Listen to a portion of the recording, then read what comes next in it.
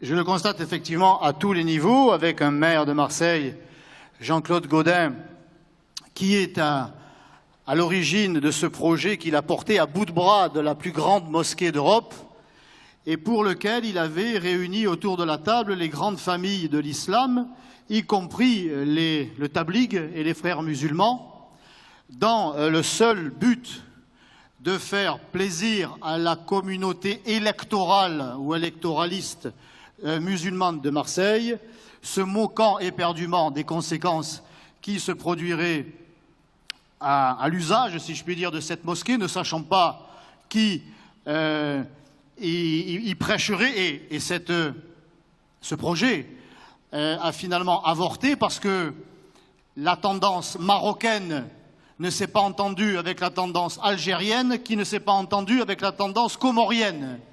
Donc, même au sein de l'islam, il y a déjà une division, grâce à Dieu. Parce que les politiques locaux, de Jean-Claude Gaudin jusqu'à l'extrême gauche qui n'a cessé de combattre le christianisme, et les catholiques en particulier, là, par contre, est à la pointe du combat pour la construction de mosquées, notamment cette grande mosquée qui a donc avorté. Et puis, on ne pouvait pas en rester là.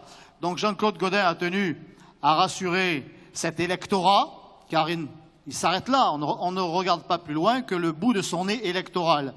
Et ce sont des petits projets ou des projets de dimension moindre qui voient le jour, par contre, ici et là, dans les quartiers, comme dans les 13e et 14e arrondissements. Dans le 14e arrondissement, du côté de Sainte-Marthe, dans le quartier de la Busserine, la municipalité a fait cadeau d'un terrain de 1100 mètres carrés à la communauté musulmane pour y construire sa mosquée, sous le prétexte que le projet de mosquée, le bâtiment lui-même, le coût était trop élevé et que la communauté n'avait pas les moyens d'acheter le terrain.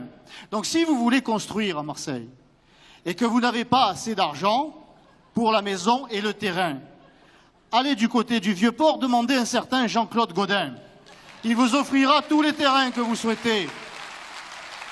Voilà où on en est à Marseille, dans la course folle à l'électorat ou à l'électoralisme, parce que c'est une puissance, une force électorale à Marseille qui ne va pas tarder, qui fait déjà la bascule dans certaines élections. Si Madame Samia Ghali a été réélue aux élections municipales de 2014, c'est bien, je ne sais pas moi comment on peut dire, au cousin qu'elle le doit.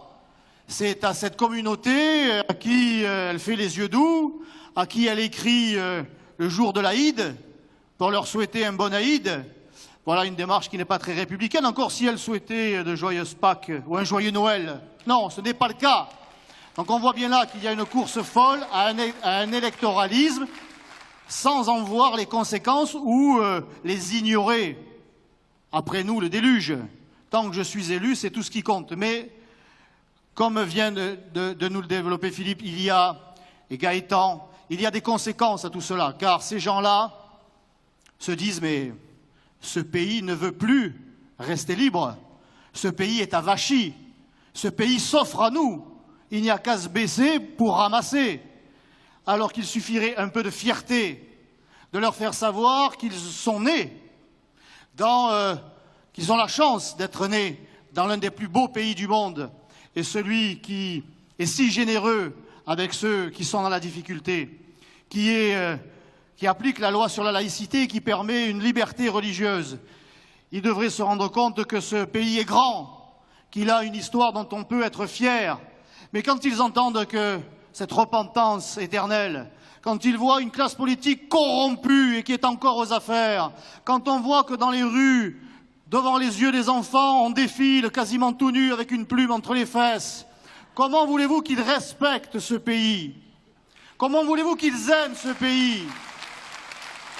Il faut leur redonner ce que nous avons reçu, nous, à l'école de la République. Moi, je suis allé à l'école de la République. Et l'on m'a appris la grandeur de la France. Louis XIII, celui qui a mis la France sous la protection de la Vierge Marie. Parce que la France, quand même, nous sommes dans un pays laïque, mais moi je ne suis pas amnésique. Nous plongeons nos racines dans 16 siècles de chrétienté. Merci de ne pas l'oublier. Cela ne fait pas de nous, du peuple français, des gens hostiles aux autres. Mais ces autres doivent se souvenir qu'ici, c'est la France, que c'est une terre de tradition chrétienne, mais que l'on peut y trouver sa place pourvu qu'on y respecte ses lois, ses coutumes, ses traditions, son culte d'origine. Mais malheureusement, on ne leur dit pas tout ça. Et puis, ces hommes politiques, encore une fois, ces hommes et ces femmes politiques qui, eh bien, veulent absolument être réélus, offrent terrain, mosquées, des repas halal, parce qu'on réclame du halal désormais, et plus simplement la suppression du cochon, ça c'est déjà acquis dans de nombreuses écoles. Eh bien, ces gens-là se disent, mais il n'y a qu'à se baisser pour ramasser. Alors la fierté d'être français et un peu de fermeté. Dans la mairie des 13e et 14e arrondissements, nous avons eu un seul problème avec le niqab, un jour de mariage. Un des témoins, ou on a su que c'était une au final, parce qu'on n'était pas certain au départ, se présente entièrement voilé. À peine le cinémascope, nous lui faisons comprendre que ce n'est pas possible, qu'il y a des lois dans ce pays. Elle refuse de lever son niqab. Mon directeur de cabinet lui dit « Mais monsieur, ce n'est pas possible parce que le mari arrive. » Le mari arrive et il nous fait la leçon en nous disant « Mais ici, c'est la France. C'est la laïcité, ça veut dire qu'on fait ce qu'on veut. » On lui avait mal expliqué, sans doute. Et nous lui avons expliqué que la laïcité, ça veut dire que les religions ont le droit de s'exprimer dans un certain cadre, qu'il y a des lois pour tous, y compris pour eux, et que tant qu'elle ne lèverait pas son niqab, il n'y aurait pas de mariage. Eh bien, il a insisté. Alors nous avons appelé la police, car force doit rester à la loi. Et le mariage a été célébré, parce qu'elle a levé son niqab. Elle a fini par le lever, parce que nous avons fait preuve de pédagogie, d'explication et de fermeté. Eh bien, le mariage a été célébré. Ensuite, elle a dû se remettre en cinémascope, mais ce n'était plus mon problème. C'était sur la voie publique dont la gestion appartient à M. Gaudin. Mais je suis convaincu qu'un peu de fierté, un peu de fermeté, ce sont des gens qui demandent une ligne. Il n'y a pas de ligne. C'est l'anarchie totale dans les cités. Il n'y a plus que 2 interlocuteurs. Il n'y a plus d'État. Parce qu'ils ont pris leurs jambes à leur cou. On s'adresse soit aux dealers, soit aux prêcheurs. C'est souvent on fait le dealer d'abord et le prêcheur ensuite pour se faire pardonner. C'est soit le dealer, soit l'imam. Si l'imam est républicain, tant mieux.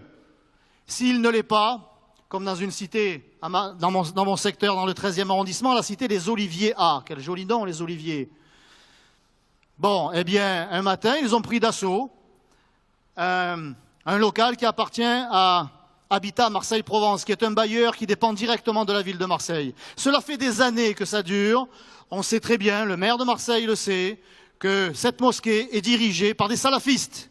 Il y en a une vingtaine désormais à Marseille. Marseille est la 2e ville salafiste en France. Que fait Gaudin? Rien. Que dit Gaudin? Rien. Tout va bien entre le Mucem et sa mairie, donc tout va bien à Marseille.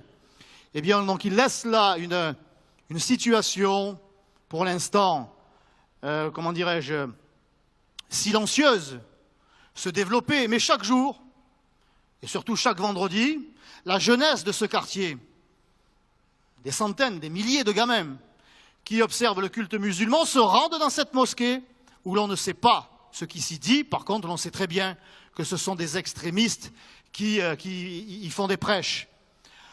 Parce que la classe politique y trouve encore une fois, et je conclurai, un intérêt électoral, mais aussi parce qu'elle a peur.